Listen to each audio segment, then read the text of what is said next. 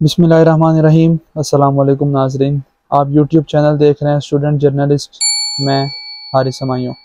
पिछले दिनों इंडिया में एससीओ की समिट एक कंडक्ट किया गया और एससीओ जो है वो एक चाइनीज़ प्लेटफॉर्म है और इसका मतलब है शंघाई कोऑपरेशन ऑर्गेनाइजेशन। मैं समझता हूँ कि इंडिया ने इस हवाले से अपनी जो है टूरिज़म जो है उसकी भी प्रमोशन की है, क्योंकि उन्होंने ये समिट गोवा में कंडक्ट किया है जहाँ पर उनके बहुत सारे बीचेस भी हैं। और मैं समझता हूँ कि एक इंटरनेशनल समिट का गोवा में होना, इस हवाले से उनकी टूरिज़म को भी फ़रोग मिला है।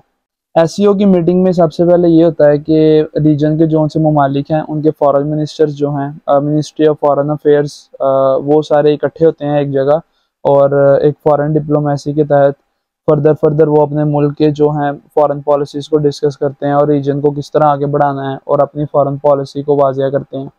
इस एससीओ की मीटिंग में चाइना, रशिया, सेंट्रल एशिया की स्टेट्स और इंडिया तो था ही, इसके अलावा पाकिस्तान ने भी फैसला किया इम्पोर्टेड हुकूमत के आने के बाद कि हम यहाँ पर अपना वफद ज़रूर भेजेंगे बिलावल भुट्टो जरदारी की क़यादत में।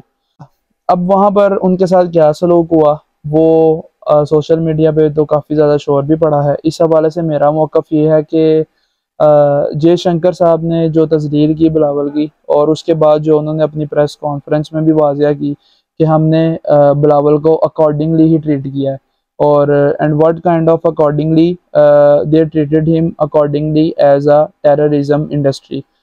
ये उनकी ट्विटर पे ट्वीट भी है। तो सबसे पहले तो इस ट्वीट के बाद दो तरह के लोगों का पाकिस्तान में मौक़िफ़ सामने आया।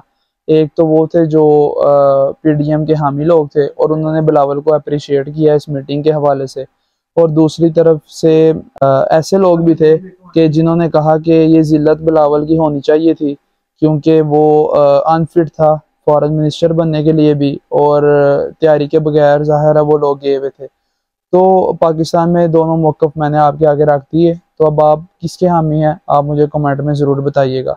और जहाँ तक जयशंकर की ट्वीट का सवाल है, मैं उससे यही कहूँगा कि गारा मेहमान की तस्दीर करना ये कोई डिप्लोमेसी नहीं है। कोई शर्म होती है और कोई हया होनी चाहिए आप लोगों को कि यहाँ तो पहले तो आप लोग बुलाएं ना। अगर आपने बुलाया है तो फिर कम अज़ कम उसे जिस तरह आपने बाकियों को ट्रीट किया एक इक्विवेलेंट आप उसे ट्रीट तो करते कम अज़ कम। जैसा भी है वो पाकिस्तान का फॉरेन मिनिस्टर के तौर पे वहाँ पर गया हुआ था और जयशंकर इतना बड़ा जो डिप्लोमेट बना फिरता है, तो यहाँ पे मैं उससे भी ये सवाल करूँगा कि आपकी डिप्लोमेसी के सारे असूल कहाँ पर चले गए बिलावल की दफ़ा। दूसरी तरफ अब बिलावल भुट्टो साहब की तरफ भी आ जाते हैं। Bilawal Bhutto a big foreign policy disaster for Pakistan.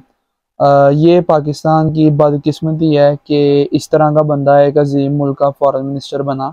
तो मैं तो इसे यही कहूँगा कि एक स्पॉइल्ड रैट जो कि जिसकी इतनी महंगी इंटर्नशिप करवानी पड़ रही है सिर्फ अपनी सीवी बेहतर करने के लिए, और शर्म आनी चाहिए उन लोगों को भी जिन्होंने इन जैसे लोगों को पावर में लाने के लिए जो है अपना किरदार अदा किया। तो शर्म करनी चाहिए इनके सहूलतकारों को भी, हैंडलर्स को भी, और इनको नहीं मैं शर्म का कहूँगा क्योंकि ये लोग तो वैसे ही बिस्ते प्रूफ हो चुके हैं, इनको अपनी इज्जत का कोई ख्याल नहीं।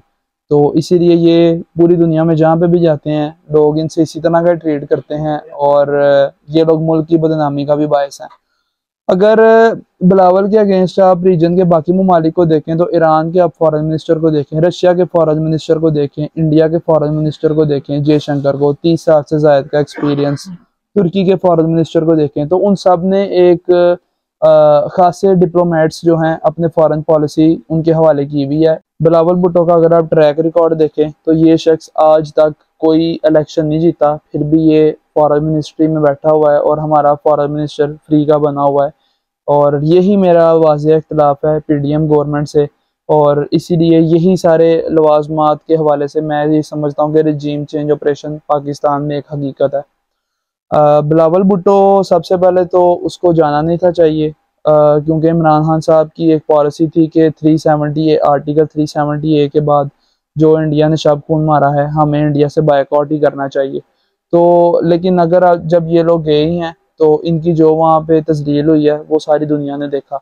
जहाँ पे भी अगर कोई संजीदा बात करनी होती है तो ये लोग हीना रबानी खर को भेज देते हैं। अफगानिस्तान में भी और सेंट्रल एशिया में भी मीटिंग एक थी, वहाँ पे हीना रबानी खर गई थी और जहाँ पर भी सीवी अपडेट करनी हो या अपनी कोई बल्ले बल्ले करानी हो तो ये बिलावल वगैरह को भेज देते हैं और मुल्क की बदनामी अलग होती है। मैं कहता हूँ कि अगर इस मौके पे हिना रबानी घर चले जाती, she is a very good diplomat, तो बिलावल की निस्बत वो कसदन बेहतर थी, तो उसी को ही भेजना चाहिए था।